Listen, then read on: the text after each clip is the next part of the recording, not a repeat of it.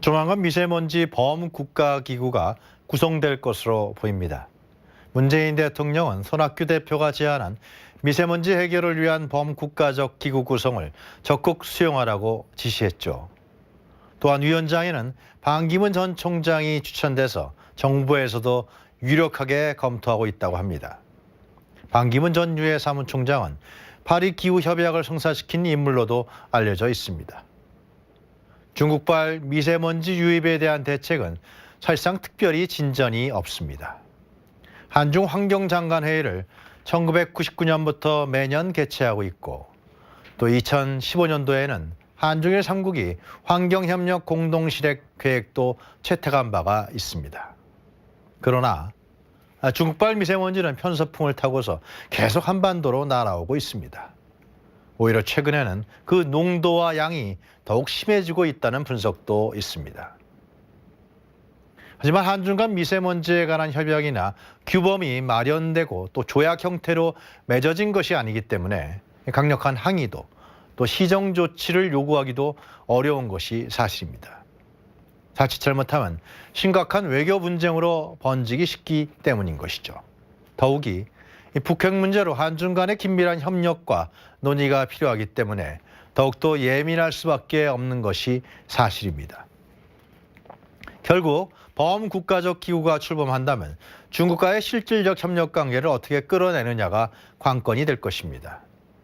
미세먼지로만 중국과 직접적 협상에 몰두한다면 성과를 내기가 쉽지 않을 수가 있습니다. 중국도 가뜩이나 미세먼지 오염국이라는 오명이 있고 중국 서해안 쪽의 경제개발 정책과 성과가 국내적으로 매우 중요하기 때문에 직접적인 시정 조치는 받아들이지 않을 것입니다. 따라서 미세먼지 등 대기 오염 상황에 대한 공동적인 인식 공유가 우선돼야 합니다. 동북아시아에 살고 있는 국민의 건강권과 직결되어 있고 미래의 삶과 또 생명이 걸린 문제라는 점에 대해서 함께 해야 된다는 것이죠. 결국 한중 간의 에너지, 환경협력 방안의 큰 틀에서의 합의를 만들어내야 합니다. 그 다음으로 중요한 사안은 단순한 협력을 넘어서 구속력 있는 협약을 만들어내는 일입니다.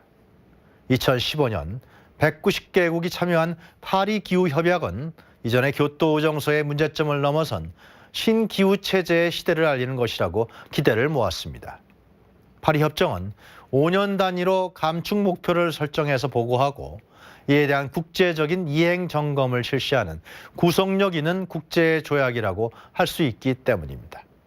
결국 한중 간의 상호 규범적 또 구속성을 갖는 협약으로 나아가야 동북아 미세먼지의 근본적인 원인을 해결할 수가 있습니다. 설득력과 함께 신뢰성 그리고 동북아시아 공동체에 대한 미래 비전 공유 등이 전제돼야 가능한 일입니다. 결코 쉽지 않은 과제라고 할 수가 있습니다. 따라서 정치권 등 여야가 함께 힘을 모아주고 국제 무대에서의 경험과 신뢰, 인맥 등이 형성돼 있는 반기문 전 총장과 같은 인물에 기대를 거는지도 모르겠습니다.